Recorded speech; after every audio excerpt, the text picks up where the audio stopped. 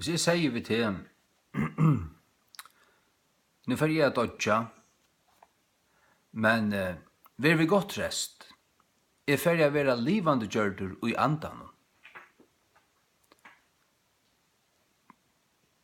Hvordan er du skilt det? Livande gjørdur i andan. Hei du så vant at tidsi hånden av meg atter, eller kunne stundje fingren inn i sugen av meg, eller inn i svar i håndene. Nå snakker vi altså om Jesus. Hei du vant at det? Ikke hvis jeg sier det for å være livande gjørdur i andan. Tog jeg vant at se mye i hamfer.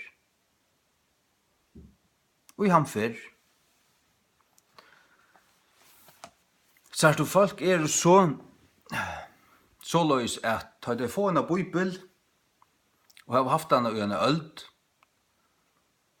ja, så dette bare te, altså. Dette bare te. Ja, dette stendig skriva. Dette bibelen jeg har brukt i 20 år, det han som er blevet frelst ur etter, og hun kan ikke ha feiler i seg. Men bibelen er så Dahl og Victor, der heva feiler i seg. 100% sikkert.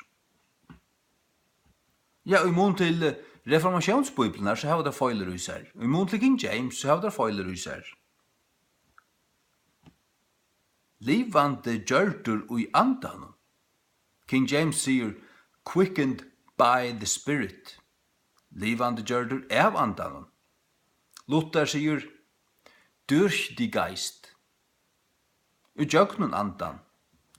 Gamla danska sier, levende gjort ved ånden. Ved ånden. Det sier godsyrt han norska King James. Vi edla etter andan. sier det gamla danska. Men det altså av andan. Det det beste. Hvis jeg nu sier, hoksa der Jesus sier, altså, hvis jeg sier til for å gjøre det, for at du skal kunne forstille deg det, det tror jeg sier så. Hvis jeg nu sier at, ja, nu får jeg kjøtta dodja, men vil vi godt rest, jeg får være livande gjør av andan. Hva er det så råkner vi? Og så får jeg dodja, lika med døyr jo, og døyr anden, for du må lika med døyr. Nei, anden døyr ikke. Hvis du du frelst, så er anden livande, og tjåne frelst du mennesker som døyr, anden ikke døyr.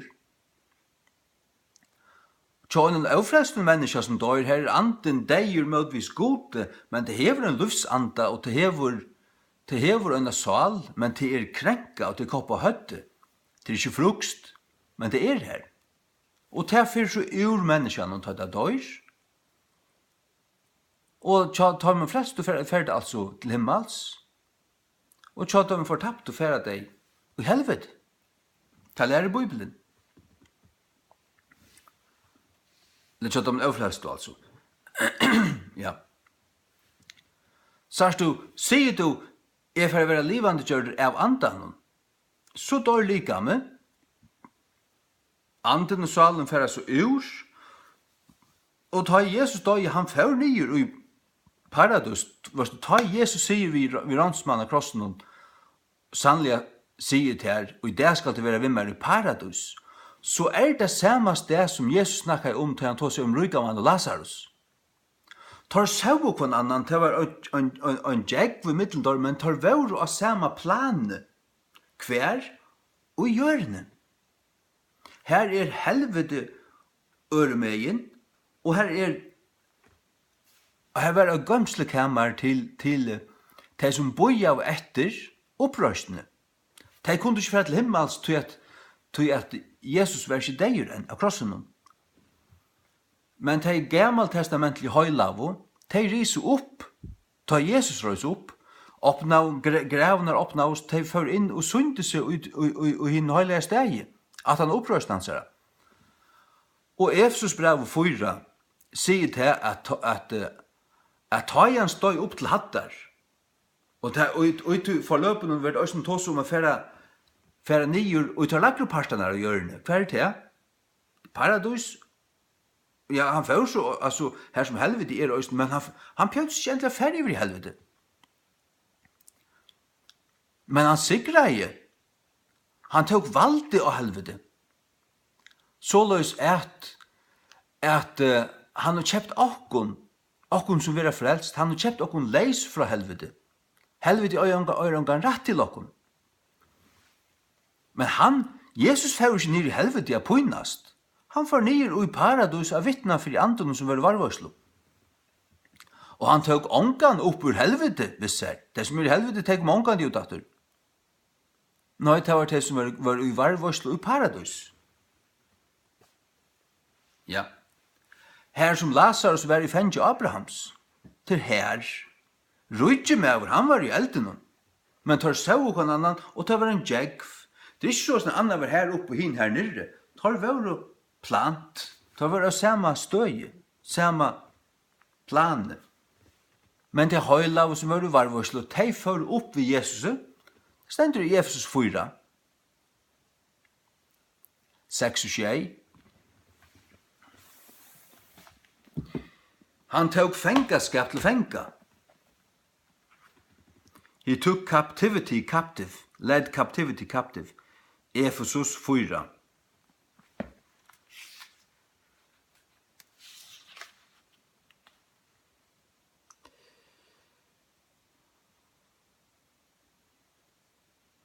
Efesus 4. 8. Hvers vegna han sier, tar han stå opp til hattar, lødde han fengaskap til fenga. Fengaskap. De som er du i fengaskap, så er du fengje i en rom her som ikke slipper ut. Og til det som de var i paradis. Paradis er ikke himmelen. Paradis var gømslesteg i tjatøymon gammaltestamentlig høylau som ikke får fortapt. Det var her nyer Lazarus for, han var i fengje Abrahams. Abraham tror feir okkara. Er han i himmelen? Er Samson i himmelen? Samson er veri her nere ta. Abraham, David, tar atler veri her. Jeg skal ikke si Salomon. Jeg skal ikke si Salomon. Så er han vent i Efsteløtto. Hans sørste vittnesbord i skriftene er til at han var dundrande frafallen. Han var ferdig å tilbya og offra til avgodar. Og sørste år i skriftene om han er til at hans hjärsta var tølt av at de fremmande konen han finnes her. Han lagde fengaskap til fenga, ja. Og la meg hitje etter her, og la meg søtje om å finne nekra. Det hadde siteret til en salm, skal jeg finne det på, ja? Ja, det hadde siteret faktisk ur salme 8:9. Tu hevurs oppstig til hattar, tu hevurs lagt fengaskap til fenga, tu hevurs tidje vi gavun til manna, ja til hinna opprøstrasjomo, øysene, at Herren god måtte byggva tåra middelen. Hette Jesu fullgjørda versk, ta han støy opp til hattar, ta lødde han fengaskap til fenga, til de som våru. Fenga inn i paradis, som sier Johanne. De tok han opp. Ja, til hinna opprøstar som øysene, til at de og ettertogene, de som er og våru opprøstar som, hva merker til? Mødresin, de vil ikke takke møte Guds nøye. Det er også noe vunnet tøymon, det skal boas tøymon. At Herren god måtte byggva tåra middelen, til det som er hent, at han har Jesu fullgjørda versk, nå bor Herren god okkara middelen, årsak av Jesu Kristi fullgjørda versk, som nå vil boa, her som det vil tidje vi, her flyter holde anden inn og bor i menneskjon. Her kommer Guds rydje. Halleluja. Nå sier du, at du til 4 Petrusbrev 3:8, at det er viktig vers. Er Jesus risen opp i andanon, så god nøye okkon. Jeg gjør akkurat innslag om at her nå, at det er 3 i tås om at her, tog at Jeg vet hvordan tung og først skøl det her for egen. Tid vilja ikke innsøkja det, at det dundrande, fløytande, føyler uttykkere biblium. Det hva det er. Det er det altså. Ja. Levande gjørdur ui andanon. Hvis jeg sier vi til, nå får jeg dodja, men vi godt rest, jeg får jeg være levande gjørdur ui andanon. Kvært? For du kan ikke ham fyrr? Men sier vi godt rest, jeg får jeg dodja, men jeg får være levande gjørdur av andanon. Så har du sett på det sånn at jeg lå her deir, så han som er deir, han er hjelparsleser. Sjåvande kunde Jesus haft røst seg sjálvan opp, men tru øynihøyden er så at tar arbeid saman. God sonur døye, han døye i kjøtenen. Det sier fyrra Peter, tru atjan. Han løy deian i kjøtenen.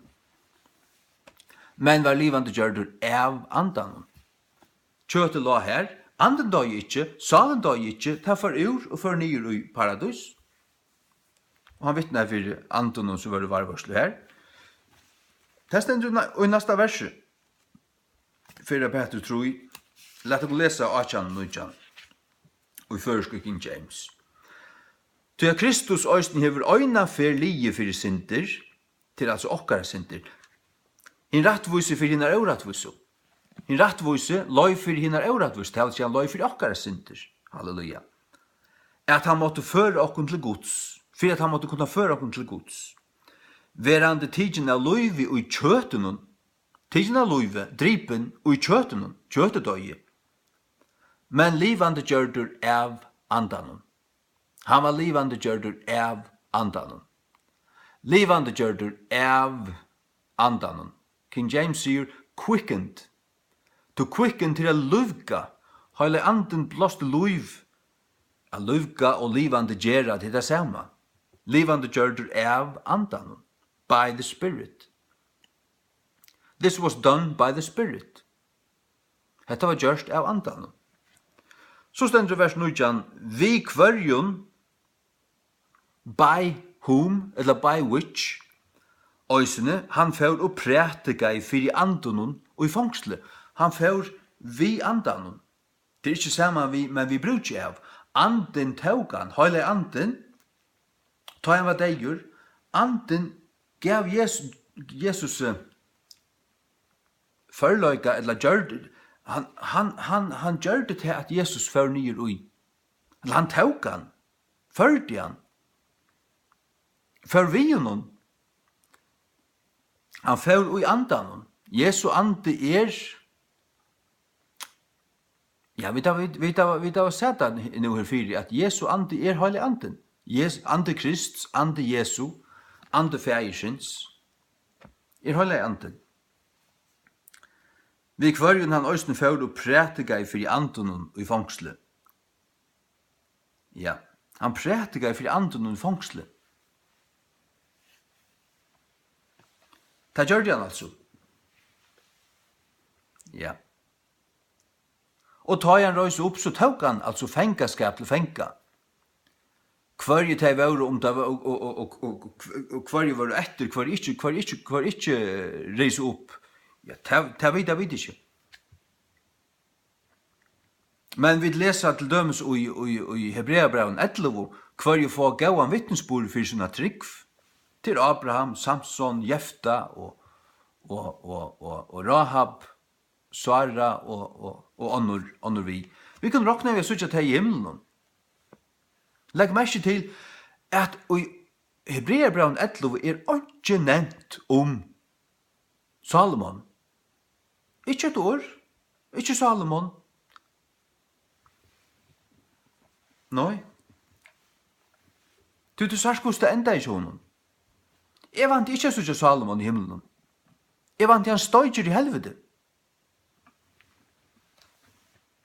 Min mening. Jeg vil rettelig ha min mening. Ja. Jesus var livande gjørdur av andan. Heile anden kom, ta i 3 dager kom, han sier det. Og han sier i Matteus 16:23, her som hina bibelene sier, hvis det kunne kallas bibler, her sier det at Jesus sier at han 3 dagen skulle han ryse opp. King James sier skulle være røstur opp. Hvis man være røstur, så det noen annar som gjør det. Matteus 16:23, og tar skulle drepa han, Jesus sier det sjálfur.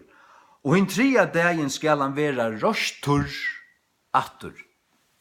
And the third day shall he be raised again. Jeg skal lese det gamle dansko. Gamla danska, fra 1632 til 1640. Nu skal du søtja kvose punktligar der gamle bibelen er våru. Du finnes en punktliga bibel. Ikke at Alexanders pjatt. Du finnes en ordentlig bibel hvis du finnes først King James. Og de skulle slå ham ihjel, og han skal oppreises på den 3. dag. Så du oppreises, det taler om en agent. Skal han oppreises? Hvem skal gøre det? Shall he be raised? Who will perform it? Skal han være røstur? Hvor skal gjøre det? Heile anden gjør det. Heile anden røste Jesus opp. Han var røstur, livande gjørdur, av andanon. Hvert røys så opp? Ja, anden og svalen døy slett ikke. De kommer så opp atur, og inn i likame, og ta luvgeist, eller ta vær luvga, heile anden luvgeida, enda luvgeida. Og han røys opp. Og han fikk et opprøsnar likam, han fikk et dørtar likam enda.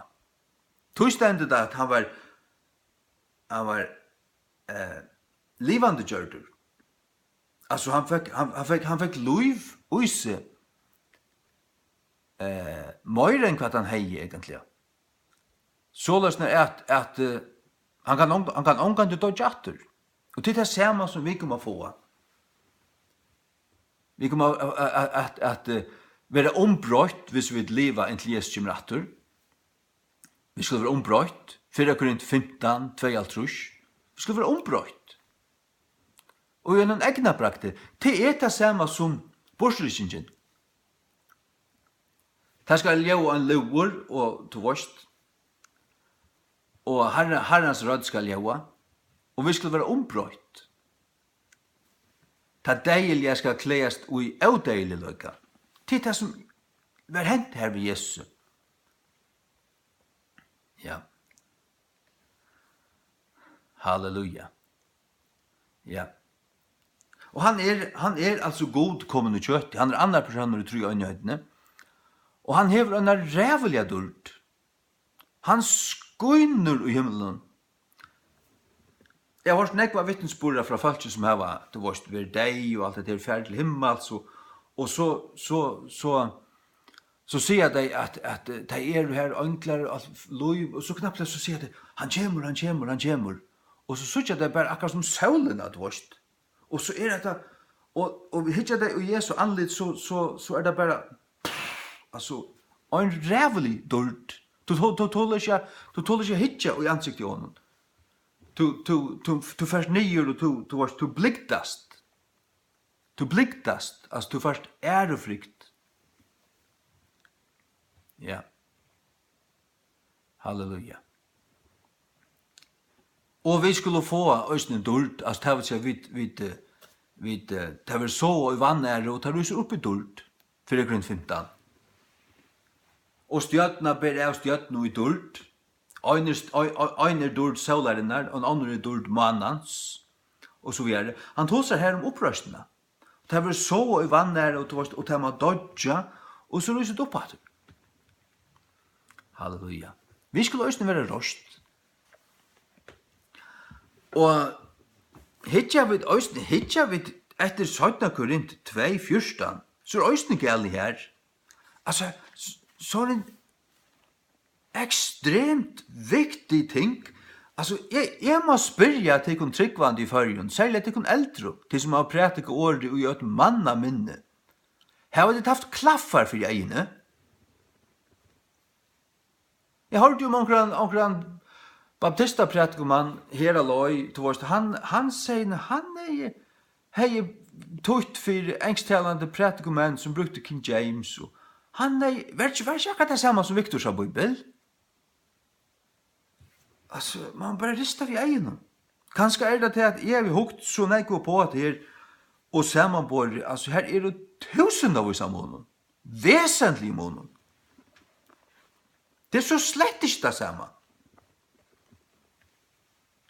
Victor sa Bibel slett ikke en røyn og rødt reformationsbibel. Slett ikke. Hun slett ikke en antiokisk bibel.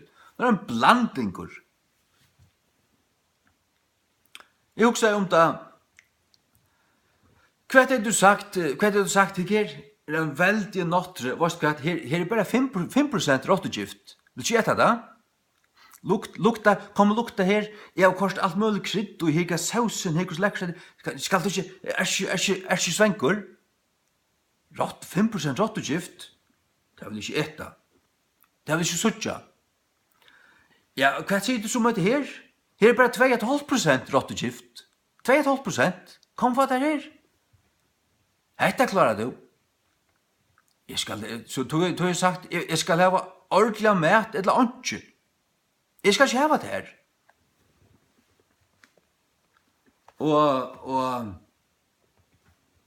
Og til det. Jeg skal si at det også til at inntil 4 nøkron åren siden, så hei jeg da sånn at jeg tomte ikke å få sånn mat. Jeg kjøpte bare, alt bare, det var bare i ovnen, så var det bare kjøtt i steg, og så var det her. Det var bare pizza og pasta, og hei, buk og mat, det tomte ikke. Jeg ville bare bli mettor og sette meg rattlesa. Men jeg orska i lite, og jeg vet ikke, hei det ikke godt, levde jeg ikke særlig vel, du vet. Men så har vi sett her at du kan kjøpe inn alt frukst, alt var ikke gammalt, og gjøre maten selv, og kjøpe golarøtter, kjøpe broccoli, og minne saus, mer flautande, og minne epler, og etta minne og alt det der. Og gjøre det ordentlig, det koster liksom det mer, men du har nekk bedre fyre. Du får nekk mer orsko av deg, og at etta variera, grønnsaker, etta nekva frukt, og du varst. Og når jeg nevner til at ja, du skiljer at det ved rottegiftene, det skiljer du, at man etter ikke rottegift. Bibelen ikke Dal og Victor hava boar rottegift. Bibelen ikke Dal 5%, og Bibelen ikke Victor har 2,5% rottegift. Jeg tog om til hva du velger, men jeg var bare til at jeg har en bibel her som har ikke rottegift. Ikke rottegift. Enska King James. Førska King James. Lykka. Fullstendig av lykka.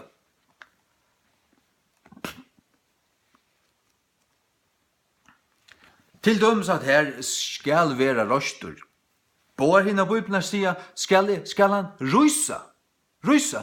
Til tog at hatt nekka som Alexanders teksten omskrivet over. Han omskrivet fra koinegriskon til klassisk rikst. Men ta jeg nå har vi tøtt, du varst, do blindskrift, jeg lærte det i Falkaskolan. Og så her har vi sitte, haft teltoarbeid, så jeg var 26 år. Sørst du, 21-22 år, jeg har sitte i telt, og man skriver, sitter alle der i telt og skriver, du varst. Jeg skriver rævlig kjøtt. Det er altså, jeg har en dokk, vi har en sånn klipse, og hun klipser seg fast om her, og så har helt den der bibelen seg, og så la hun i dokkene, og jeg har et likla bord fremme for biblene, og så og så en skjerm som kom opp om for Bibelen. Så hukte jeg ned av Enskukken James, og jeg skriver i det. Jeg skulle bare hitte etter, jeg får bare brrrr, og så skriver jeg det av føreskånd. Det er alt skrivet ved hånd. Og til hver til vårt, man leser en setning, og tøyer den, og skriver den. Setning, tøyer den, skriver den. Og da Jesus har lest shall be raised, hva er det? Skal være røster. Jeg vet vel at vera røster til vera vi ett, jeg har samme målslige vire som røysast, som den gamla danska sier, reises. Men vera røster betre til å gjøre det skjønligere. Røysast egentlig det samme, malfrøyelige, spåret ut atter, så det nästan det samme. Nær nok, kan man säga, men døylt det bara sånt du sier vera røster, så det 100%. Og så grøyt, vera røster. Ja. Han var røster. Heilig anden røste Jesus. Det det som han måtte vi, og det det som hendte. Og ta Jesus var røster, ta røys han opp, ande, sal og likam, bups, opp. Ikke var etter. Men han var en super likam. Han kom inn her, og han kunne genge ut jøkken dis, og så var han forsvunnen atter, og så var han vekk, og så kom han atter, og så var han her, og så var han her. Ja. Og han var litt til himmels. Halle anden litt igjen opp, og skutt tog han borster ut ur egen tørra. Ja, han var møtidgen opp inn i himmelen. Møtidgen. Ikke bare tidgen, men møtidgen. Han fær opp, og så tar han kommet nesten opp, så var han møtidgen. God feir tog han møtidgen. He was received up into heaven. Ja. Så du, altså, alt det tekniske og i sin årene, jeg har givet til ødlom gater. Sjalt det betydde til at ja, men så løsne sier vi det ikke. Hatt så fremment, og vi hokser ikke en gang så, til lukka mykje. Hette Guds tankar, hette Guds år, og ta skal jeg djeva med under til. Det gjør de så. Og øyne hvor som leser det, han er også nødt til å gjøre det. Ja. Og ta kommer man av til støye at det betyr altså akkurat du skal hoksa det, og det krever noe av der. Du må flytte det. Og det er ofte han krever det mer enn øyne tanker, mer enn tvær, du må grubla i det, og så knappt, ja, det så løs? Så kommer det så dana det i det. Og så, men ta det halve anden som løyde han åpnade for der. Og du kommer inn uita. Du kommer inn uita. Altså, jeg har opplevd det så, vi ønsker King James, at jeg har etiana, alla, og så jaudrana, og jaglana, og etiana, og etiana attur, og etiana attur. Så nekv, at jeg øyana. Jeg føler meg øyt vi hana. Øyana her inne. Ja. Så nekv at jeg har følelser, kjensler fyrir Guds ord, fyrir Bibelen. Alvorlig nekv, våsne. 17. Korint 4:14 skulle jeg også lese. Tror ikke det så lengt i kvalt. 17. Korint 4:14 og i føreske King James først. Vitandi at han som røsti opp Herren Jesus skal røysa opp okkon øysene av Jesus. 17 Korint 4:14.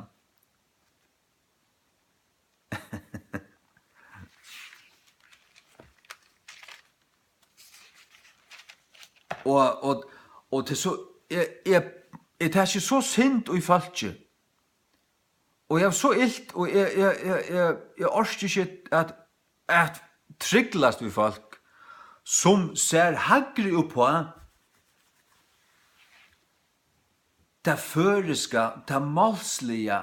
Nei, det her lærte jeg ikke i skolan, og nu er lærare, altså. Jeg vet alt det her. Det har vært komme her, og det har ikke, her har vært som, setningsbygningen her er ikke ordentlig retter, og så då er det ikke suttja Guds år og Guds år.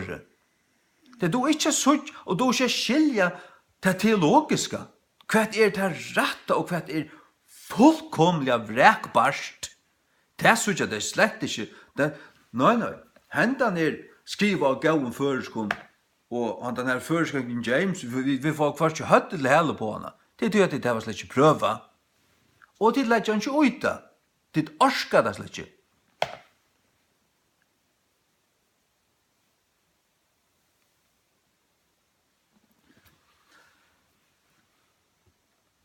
Nu arbeider jeg innenfor, jeg arbeider altså av en reklamstoven, og her vi vaksen sørste 2-3 årene, og vi har ansett tekstafolk, vi har en journalist i starve, og det kommer noen tekster inn i jøgnen av en reklamstove, faldarar, det har vært rattlys og alt det her, og jeg ble så begynner å rettlese, du vet, og lukket som få et sørste eie og det her, du vet. Jeg har skil for ødlund samlun, og altså, du vet, skal jeg skrive i folkeskolans gir, så vet jeg, her skal det komme, at det skal være lyttelund, alt det høyla alt. Fullstendig han. Men jeg vil ikke skrive for King James, og i tog giren, det har vi sagt at la tøyina. Hon på en annan måte. Hon skriver av bibelskon. Så løsner at hon flyter av sin egna fleka, hon sitt egna fullstendiga. Så løsner at han ikke ikke koma uikladdur folkeskolans og frauskaparsetusins lærdom og sia Hva skal jeg? Skrubba av det her. Tunna regler, tunna lover har ikke sige her. Ikke sige. Det hadde bort. Det er ikke vi sånn. Fyrir av Guds år skal være sin egne domar. Det er ikke underlagt. Nekka av sin høyme. Ikke. Så at hun hever sin egnu mallæru, sin egnu tegnsetting, sin egnu stavsetting. Og til alt gjør du vilja. Det gjørs medvida, vi vilja. Det har vi sagt alla tøyna. Du skal bare hava respekt og halda munn, eller kan du etta lorst. Alexander skal lorst. Tom det. Herst du kontant.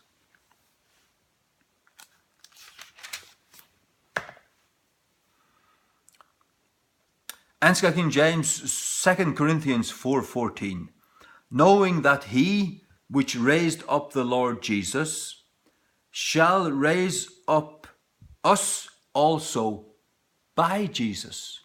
Skal røyse opp okkun øysene av Jesus. Jeg skal være røyst opp av Jesus. Av Jesus, men det har vi vidt så langt. Det har vi vidt så langt. Altså, det første som kommer til meg, det som Jesus sier i Johannes 5, eller 6. Johannes 5, fra 25. Johannes 5, 25. Sannlega sier tikkum, tan tøyme kjemur og nu ta i teg deg og skulle høyra rødd, Guds sonar, og teg som høyra skulle liva. Til at ans og fægeren hever loiv i seg sjálvun, således hever han givet til sonen at hava loiv i seg sjálvun, og hever givi honom myndeløyke at halda døm òsne, av til at han menneskesåneren.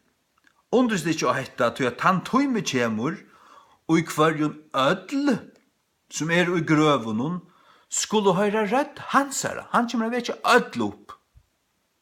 Ødl. Det var tver opprørsning. Han fyrra verur avtøymon som sov i Kristi, teker man rus opp til å få løn. Så som 1000 år rujtje, 18 år rujtje kommer til han 17 opprørsning, og tar ruser resten. Les åpenberingen av 20. Resten.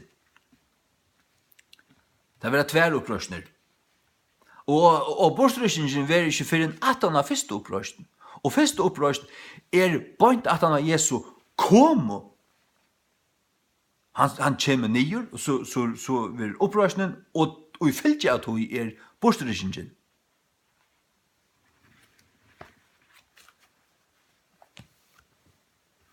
Ja. Underst ikke hette at han tog med kjemur i hver en ødd som i grøven skulle høre rødt hans her, og skulle komme fram, komme ut ur grøven. De som har gjort godt til luftsopprørsner, og de som har gjort ilt til heldømingar opprørsner. The resurrection of damnation. Til helvete. Ja. Halleluja. Jesus, Kristus, vær livande gjørdur av andanon, og kom at vera røstur av Jesus. Anden røster Jesus, Jesus kommer å røysa med. Hva sier så Victor Stakkalen her? Dette Stakkal av at Victor Danielsen, og i 17. 4:14, «Tøy vid vite at han som røster opp herran Jesus skal òsne røysa opp, skal òsne røysa okkun opp vi Jesus. Vi Jesus. Hva det? Vi Jesus, det ikke av Jesus. Hva sier så dal her? 17. 4:14. Vi til at vi vite at han som vakte opp herran Jesus skal òsne oppvekje okkun saman vi Jesus. Det egentlig her der han sier vi, og så dal fyrir så atlan veien til Alexandria, og etter egyptiskan lorst, og han sier bara saman vi Jesus. Gjev mer kraft. Ja, så sambarst fyrra Peter tror jeg atjan tja Dal og Victor, så Jesus opprøster i andanon, han gonger i handfer, og vi skulle ryse opp, saman vi Jesus, ta han øyne for ryser opp. Sikkert nekka godspottande lorst. Det måste altså feisa. Det måner og i King James at Jesus var livande gjørder av andan. Anden vakte han opp. Han var røstur av andan. Og ta vi skulle rysa, ta skulle vi være røst av Jesus. Himmel, det en livande Jesus som at røysa med. Halleluja.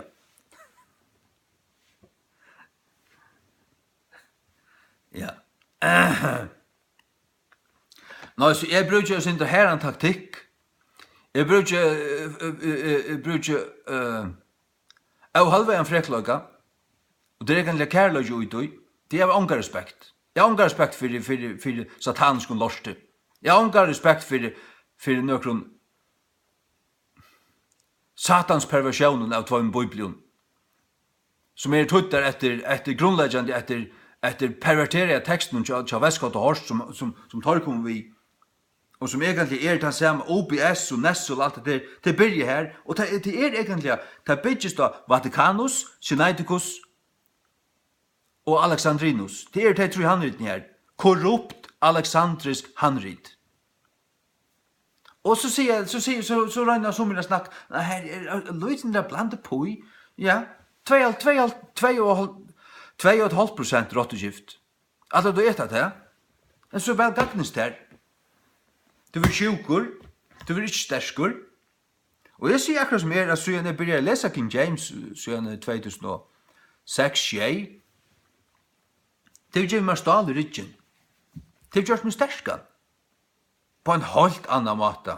Og øraddan, og sikran, og tryggan, og fullstendig sikran i lærerne, og det ikke, og jeg pjøst ikke affære etter alle mulige bøkene, og lese hatt, og lust etter hæs, og jeg skal bare kjenne Bibelen.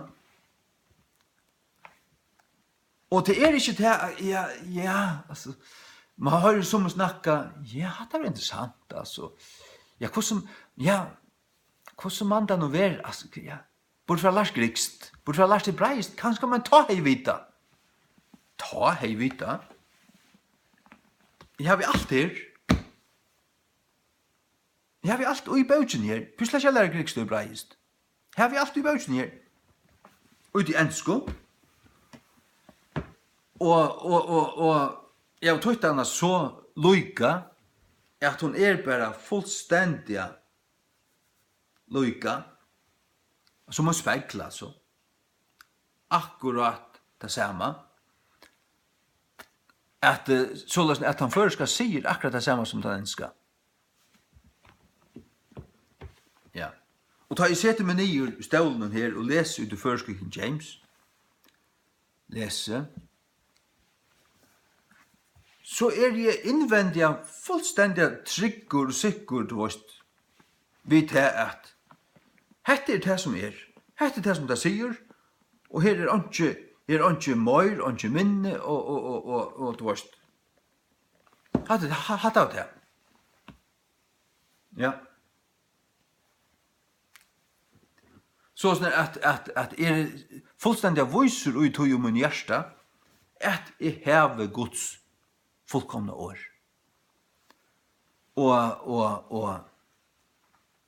Og det det som jeg skal leve vi, og leve av, jeg skal leve av tog. Men vår lever ikke av brei i øyne, men av hverjen år som utganger ut ur munne Guds. Matteus 4:4. Og han sverre sier, skriva stendur, mevor skal ikkje liva av brei i øyna, men av hverjen åre som utganger ut ur munne Guds. It is written, man shall not live of bread, eller by bread alone, but by every word which proceedeth out of the mouth of God.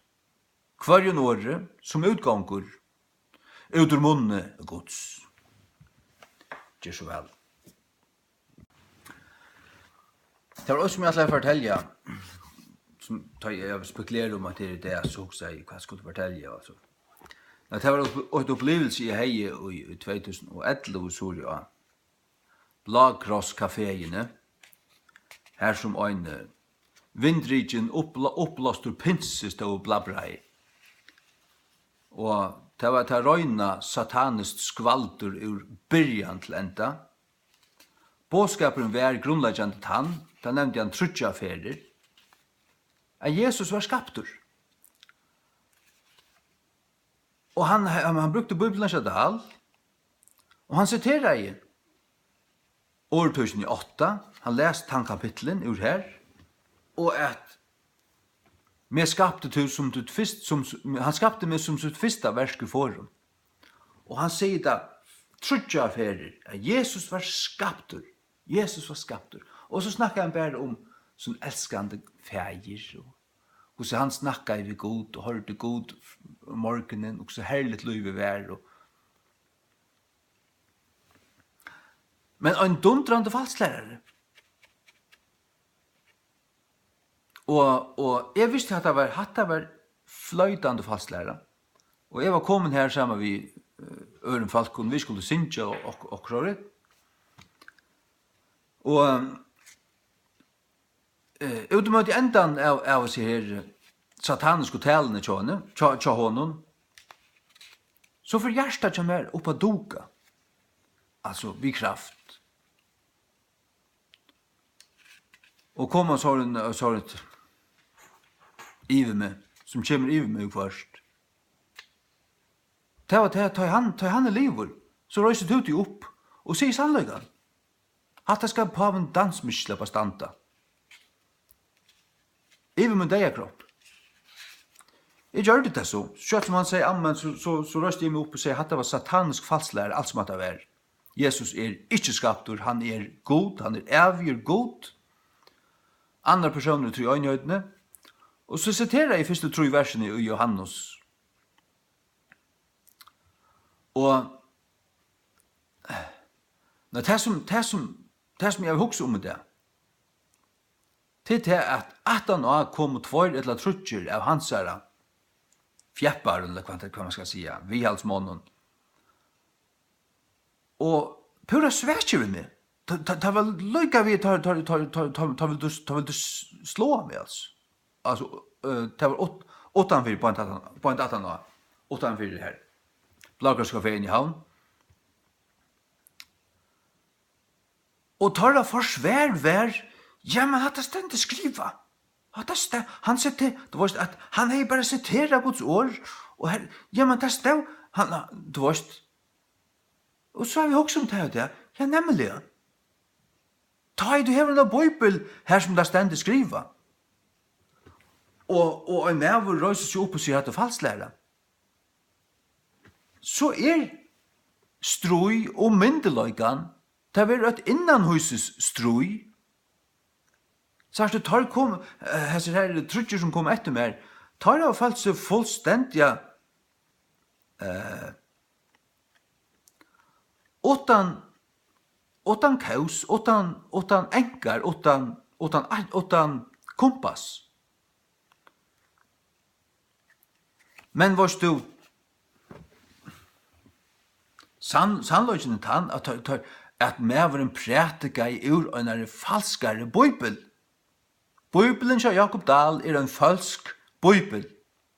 Vil jeg halsa, altså bøybelfellene til Bergur Debes og katolikken.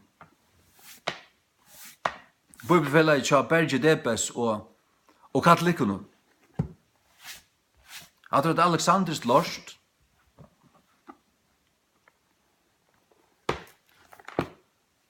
La meg lese årtusen 822. Uisen Alexanderska lorsnen.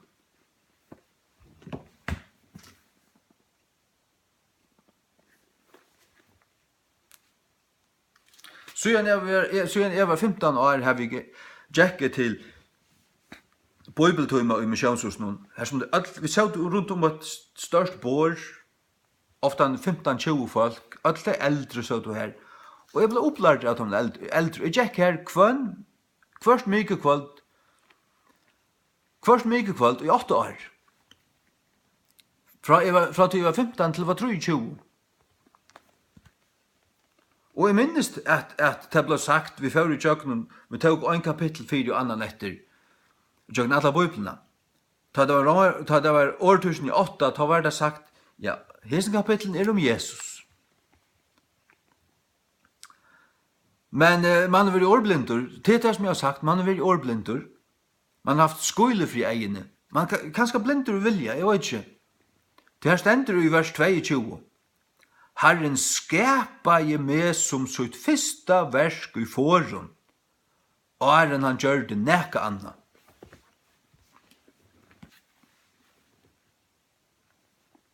Så det Viktor,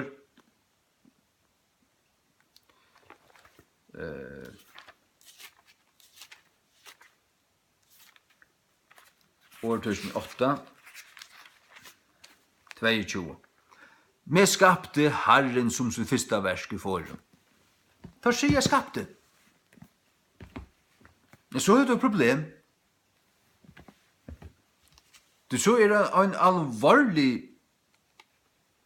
alvorlig strøsborninger og i Guds åre. Men King James sier, Proverbs 8:22, the Lord possessed me in the beginning of his way. Herren åtte med i början av vei søgnen. Gamla danska. Så så er ingen trubløgje. Det vil si at ta i god ferie for å skapa, så åtte han Jesus.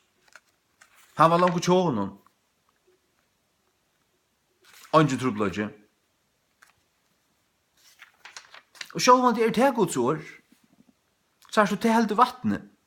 Hitt akkurat som en bater som skått en hål i, han fra leka. Alvorlig han just nu. Ja, altså, ikke smavis, hadde det helt dundrande, fløytande alvorligt. Og heldig du ikke til, så er det slett kjørtan. Du er slett i vrøver kjørtan. År 1822 i det gamle dansko, Herren eide meg i sin veis begynnelse. Herren eide meg i sin veis begynnelse. Luther sier så, der Herr hatte mig. Herren heie meg, åtte meg, possessed meg. Først King James sier så, Herren åtte meg, og i byrjan av vei søgnen. Det er sannløgjen. Det er sannløgjen. Og jeg var ikke så som folk og de sier, ja, hvordan man da nå være, hva man nå være rett? Man kan ikke vite ordentlig, hæ? Altså, er det fullkomlig skuldbøyt? Då det ikke at, altså, her var det ikke gods andre ut i kun. Då er det ikke sånn at vi hittar på at hatta kan ikke være rett. Her er noe ruskande gale, og det er et sannløgjen. Og så hikker du, det er ikke bare en bibel som sier dette, men her er trutjar, ein, tver, trutjar, og nekvar alle reformationsbibelene, så du hatta. Så kommer bibelene at han har kjent øynefors, at han har vest hva du hørst. Tvær andamennarar, Jomfru Maria tilbyarar, pavasløykar, djeva ut av nutjan griskan tekst, tar færa til Alexandria etter honom, og endurløyga den gnostiska teksten, som ikke er vi brukt i 1500 år, til kvettar gjørto.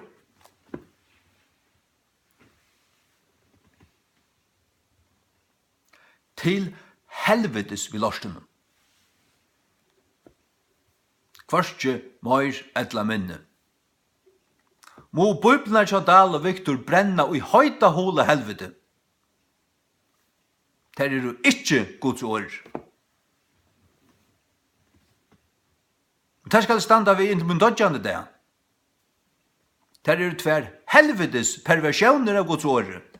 Til helvetes vittamon.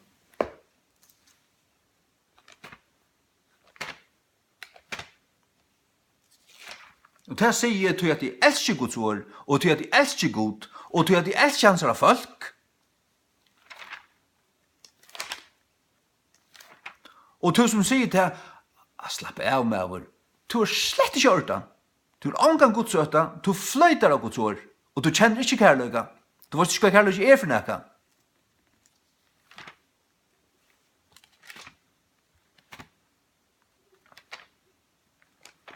Og om du sier vi til sjálvan na sjura, han vil ikke kjenne, så halte bare hundan til fra mer. Det passer meg bare funnt. Jeg vet hva jeg vil omgengast, og hva jeg vil hava halt av søran til fra mer. Til folk som ikke legger i Guds ord. Ta vi vil ikke sida rundt om båret sammen vi, og døyla Guds års sannløykar. Vi falt ikke som heldig, ja, det er bare møyningen, hatt det nær nok. Så er det slett over høverslukka.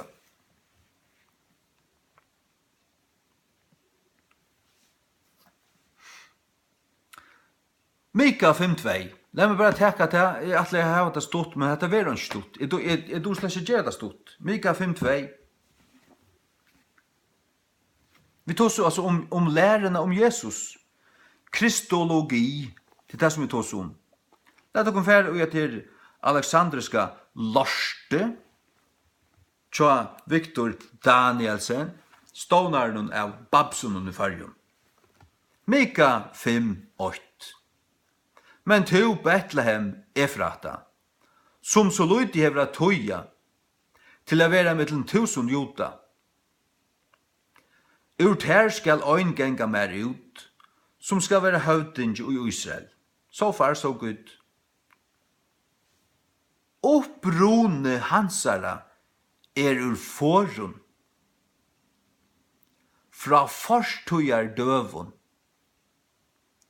Opprone merker, uppspretta, byrjan. Opprone, jeg har slida opp, jeg har løyde på det atter fram. Opprone er svære til å enskun origin. Øysene løyde at øysene studerer origin til ta gonger atter vist, så ferdig ikke langer atter. That was your origin. Hatta var en opprone her. Og hver det her? Og i forun, hver det? Lengst igjen. Ur forstyr døven, hvordan lengst igjen det? Lengst igjen. Han har sin opprona og i forun. Kvært hever Jesus en opprona og i forun og i forstyr døven? Det Jesus? Ja, det skal øydes for jeg være om Jesus. Men det ikke Bibelen av Jesus. Jeg vet ikke hva det er. Jeg vet ikke hva Victor Danielsen tror, eller ikke tror, ja. Det må han altså finne det av. Men jeg vet hva jeg tror, ja. Han ikke en opprona, og han ikke en opprona i forstyr døven. Nu hittar jag så in i Bibeln tja Jakob Dahl. Men to Betlehem Efrata, øyna minst av Juda tusundun. Fra ter skal til han, nå skal til komme han, som høvdingen skal være i Israel. Fra forun opphav hans. Opphav, studera opphav, hva det merker til, så du, år merker altså ting. År ikke bare et tåk og tam, og skudj, og som bare kan du som du kan bare holde og bare si at det merker bare hva som du vil, og så det bare til. Når år merker nekka, et opphav en byrjan. Og i opphavet skapa i god. Hva merker ta opphav? Ja, hva sier enska Bibelen her, King James, som sier, in the beginning, så opphav byrjan. Det vil si at opprone og opphav begge det samme som byrjan. Hva lærer så Jakob Dahl øysen at Jesus er en byrjan? Det gjør han åpenbart. Ja, men det gjør han øysen i året 8:22. Her som han sier, Jesus var skaptur. Hvis du ikke blir sjokkeret av det her, så hever du ikke hjertet. Men jeg så bygger, jeg bygger bare på nå, her gjev her deia drumpen og et hjertesle. Altså, et hjertesle, lett han få, du vet, hjertemassasje, gjev han til sitt hjerte i gang til oss her, kavhøytene drumpen som lort etter meg. Revolvera til oss. Skamma de av. Fra forun opphav hans. Men så stendte godt nok fra evenløkans døvun. Men her det bare en halvan sannløyga. En halvor sannløyga ikke sannløygen. En halvor sannløyga en halvliggen. Og en halvliggen egentlig en høyliggen. En halvor sannløyga tog en høyliggen. Det ikke 100% sannløygen, så det piss. Satanisk piss, og tenk hva det er. Det ikke Guds år. Fra forun opphav hans, fra evenløgans døvun, ok, inn i evenløgans deir. Men du sier at han hever et opphav. Og et opphav en byrjan. Ja, så kan du prestane stand og lære til Jesus. Han fra evenløganon, men i evenløganon, først du nå lengt atter, 20 milliarder år, så var Jesus her. Her kom han. Så han ikke god. Så han ikke god.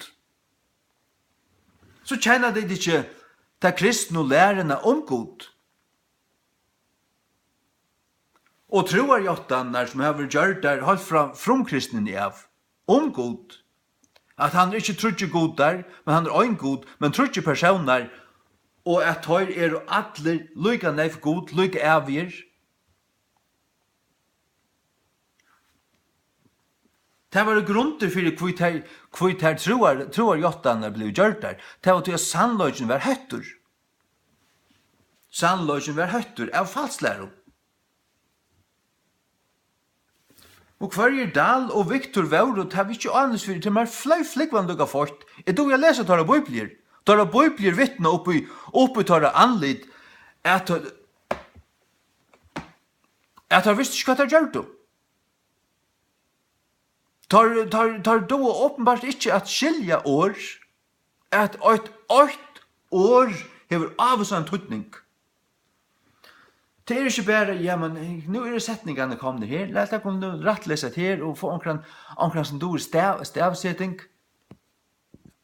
stavsetting og kommasetting og alt, så at ånden helt, det man ikke, altså, ånden lærere, ånden man si at det kan være galt her. Jeg vet akkurat hvordan det er. Jeg vet akkurat hvordan det er. Nu for at høre Guds ord. Mika 5:2.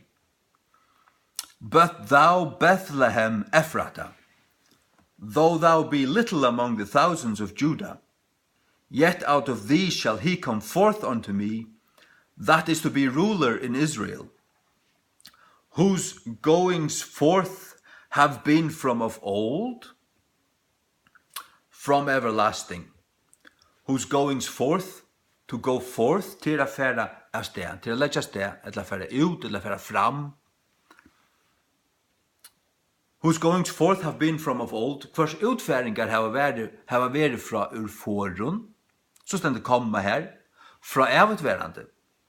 Han byrjar gjøre omse, han byrjar fære ut, skapa og gjera gjerningar ur forun. Så at året opprunnet stender ikke oi her.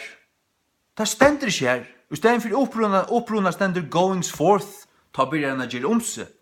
Det vil si at helt etter jøgn gjør det han ikke omse. Han var frialigur. Så byrjar han skapa. Og det er samsverre med Bibelna. Og i byrjan skapa er god. Men god var til, og er en byrjanna.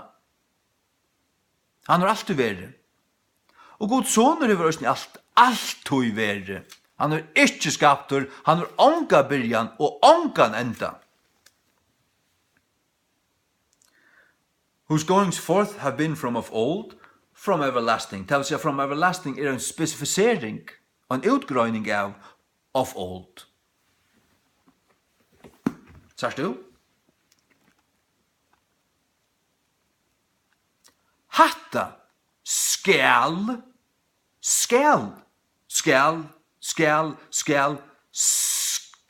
vera rætt i en bibel. Hatta, kristologien ikke rødt i en bibel, så kan fanen skøyna seg ved lorsene.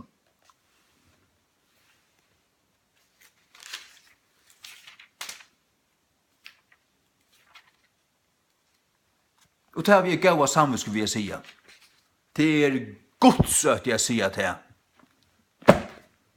Og heldig du ikke til, så er du ikke i ordan. Hva sier jeg i høtten eller hjertan? Takk det saman til en drumpor. Mika 5:2 og i føresko King James. But thou Bethlehem Ephratah,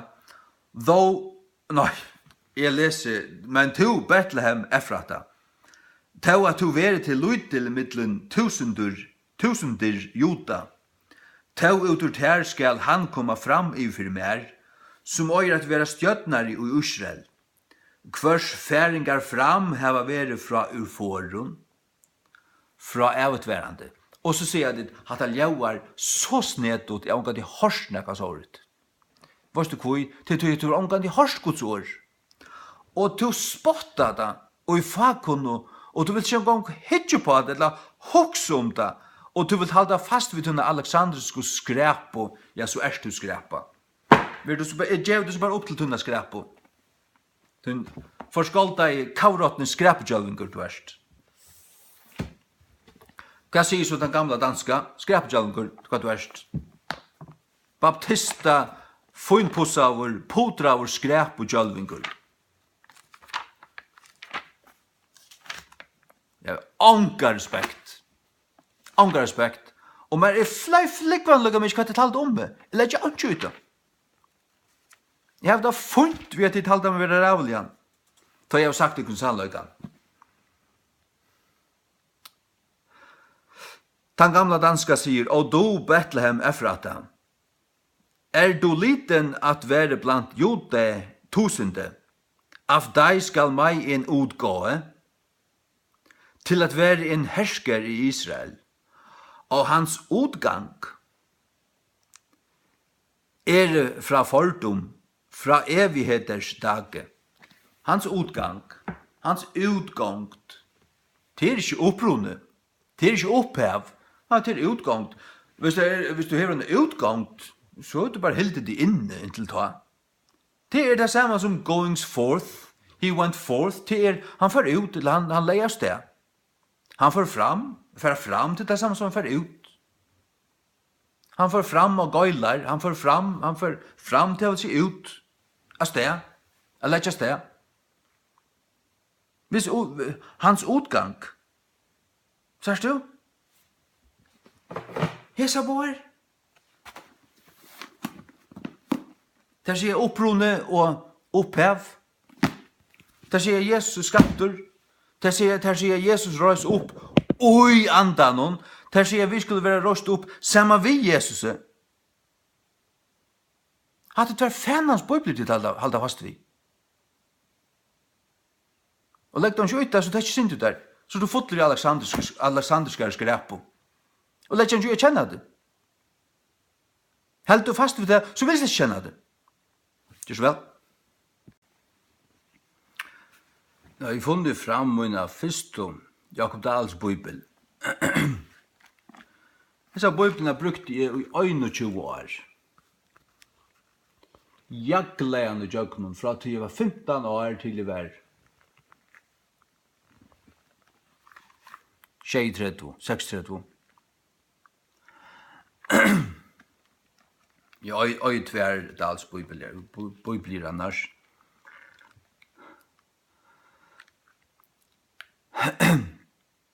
Trus du at vi ante likam å vera? Du ante likam å vera? Talar Bibelen til Dahl. Første Mosebok 2:6. Ta mynda i Herren god mannen av moldgjerrar, og blåst til lufsanda i næsar hans, og såløs vær mævor til livande skjepno. Skjepno. Og varst du,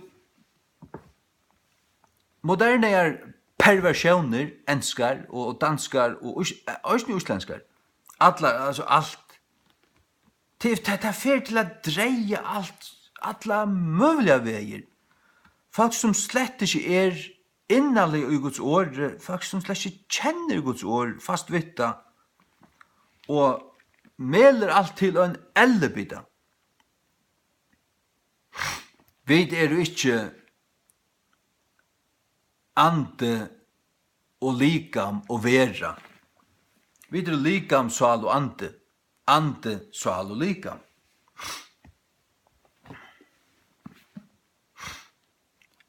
Genesis 2:7. Genesis 2:7, and the Lord God formed man of the dust of the ground and breathed into his nostrils the breath of life. And man became a living soul. Han formade han til hans likam, han blåste andan ujan til hans mennesken ande, han blev livande, og han gjørtest en livande sal. Ande, sal og likam, til parstander av en menneske. Og ta alt i samsvær ved resten av Bibelene. Ta det samsvær vi Hebreerbrev 4:12. Hva det her? Come on. Hebreerbrev 4:12.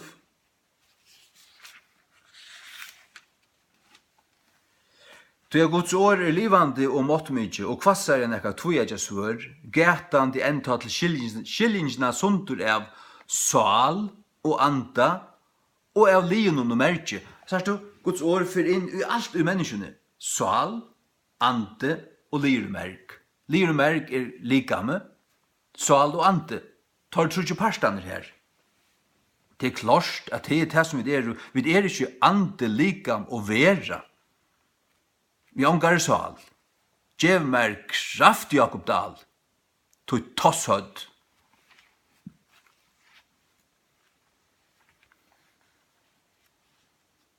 Skamma de av.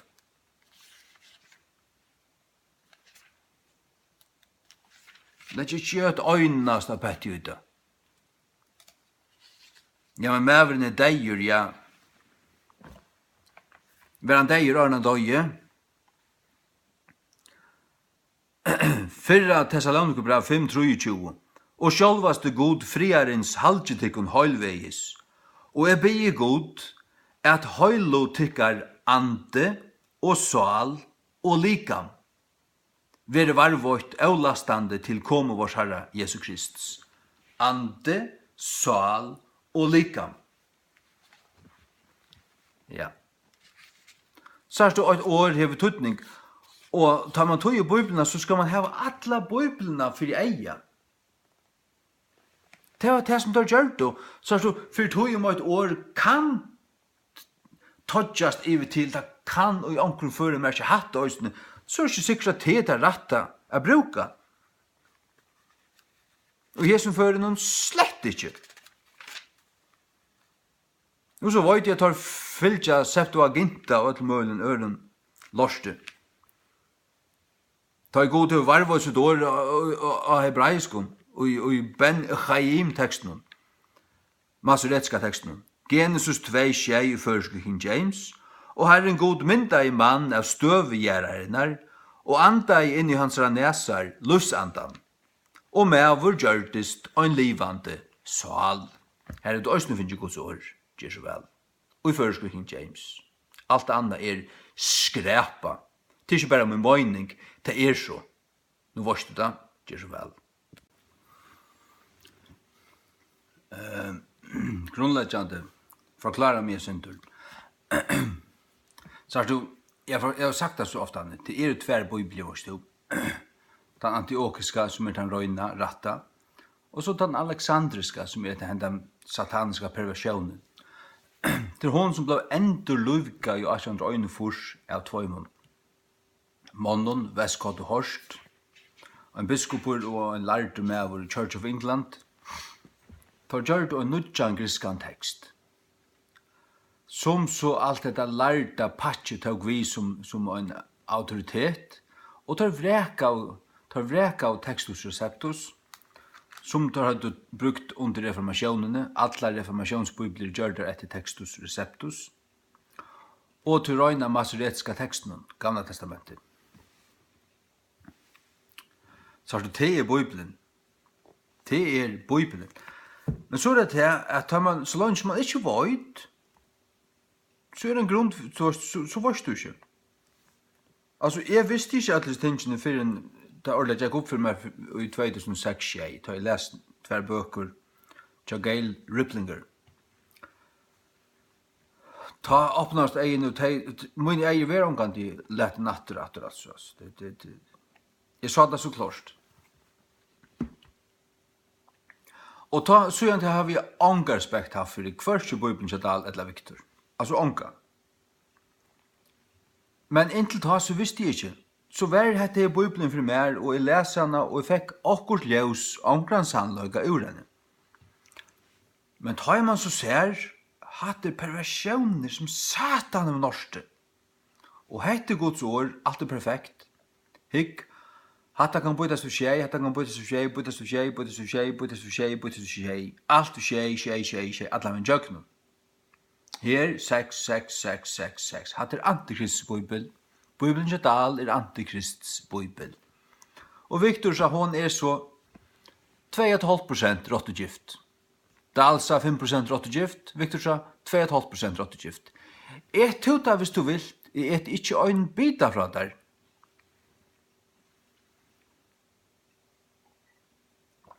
Rebenasaft.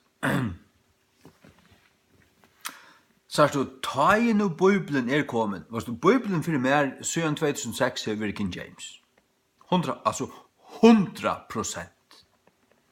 Og så fra til løte så begynte det at leve og vekse. Det er akkurat som det som skulle fyllast. Det er akkurat som en kær som kom til å fyllt upp. Inntil det var fullt. 2006 var det fullt. Så 2008, det var lukkavis bresta. Det god begynte å se vi med at det skulle tøyene. Så ble vi bare knapplega bjauar til en bibeltøyingar rastavn og i kalting av noen folk som jeg aldri har vi sett for til holdt seg på. En danskare og en amerikansk kona som tjun bygd i Danmark. De bjauar meg her, så fer jeg her. Og her avgjer jeg det så. At jo, jeg må gjøre det. Og til kall ta som jeg sier ja til, og kall som jeg har haft i et år, og et halvt år. Og så det her, onkel ville sagt, ja, men ta du vart liv i Bibelen, så var det livet. Jeg var liv 12. mars i 2012. At tøya. Ta søtt, onkel, han ikke godt hatt livet. Det var slett ikke livet. Det var bare kommet halvan ved. Jeg måtte rettlese det og tro år. Midten 5-6 timer om dagen. Kvann det.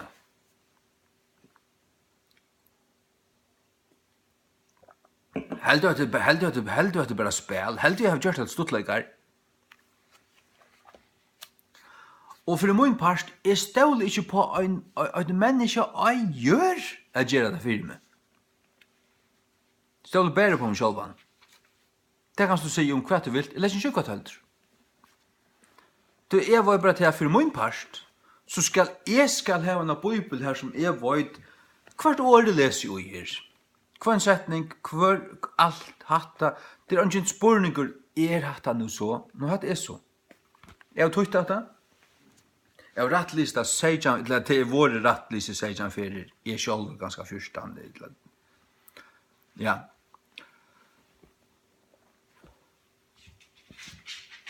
Og ja, jeg mistale nu 15, 16. Samadjer, gøtlo for sejan fyrir. Og ja. Og så løsner at nu stod jeg på at jeg vet at dette det her. Vet det. Og at det blir avprøvet også, ne? Og rettelig av øren. Og ja. Og skal få innpåsast en mer til neste prenting.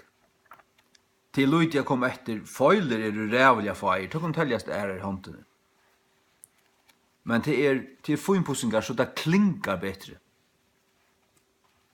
Sars du? Klinkar. Sitter ordentliga. Ja. Det vil si at ja. Ange brøyting som så. Nå, for min part sars du så sier onkel, altså, har du bare respekt for King James? Nei. Men mest. Altså, jeg lyder sånn, ikke sånn på King James Bibelene, at hon Guds perfekte ord. Så ja, det finnes det jo. Hva det? Det er godt å gjøre akkurat av en skund. Orsaka meg. Men jeg har respekt for det Tindelsa Nudja Testamentet. Jeg har respekt for det Geneva Bible, Bishop's Bible, Matthew's Bible. Jeg har respekt for det Høymon. Og faktisk har vi respekt for John Wycliffe, selv om han tøyde vulgate ur latunet til engst. Til han hei og ikke annet. Men jeg har respekt for honom, til jeg vet hva for personer han var. Og til at han hei og ikke annet. Det var en byrjan. Men så kommer den rette teksten fra rødt og kjelto. Tøyder etter tekstus og septus i våra engst. Og til et arbeid som Tyndale gjør. Og så i 100 år blev han teksten arbeider vi. Det kommer utgave etter utgave. Kommer tjej enska bibler på 100 år. Her som King James han kjenta. Og så kommer stegger i over 300 år. Fra 1611 til 1841, eller knapt 300 år. Og ta skiftet tog skinnere, tar den helt annet, til en annen bibel. Det er ikke Guds bibel. Bibelen er til ensko, bibelen er som kommer ut i 20. alt, er jo ikke Guds verk. Det er ikke Guds bibel. Jeg har ikke respekt for øyner til øynast av dem. Tar det ikke gjørst nekka gagn, tar det ikke betra Guds ord, tar det ikke gjørst klarare, tar det ikke betra, tar det anka oppenbering, sanna oppenbering først fram, som ikke finst i en King James Bibel. Som ikke fanns åren. Ikke. Og det er bare ferdig ut i sand, det er bare ferdig ut i tømma luft. Ingen autoriteter. Folk samlas til et møte her, det var 20 observasjoner, og kunne slik fylja vi kvar nøren. Det rette er at det bæra King James. Ja. Og til det som er void, og det som er lyd, ja. Og ja, skal jeg hava nekka møte, eller være vidt nekka møte, så er det King James møte. King James Bibelen, her som man hever til føresko, eller til føresko og ensko. Og til altså at hava Bibelen, så det er viktig, det kastar ikke ljus i nekka som helst. Det åpner ånds, hjelper ånds. Så man hever til føresko og ensko, og så hever man Guds ord. Og så prætiker man og leter det opp. Og så er det. Halleluja. Ja. Til det. Amen.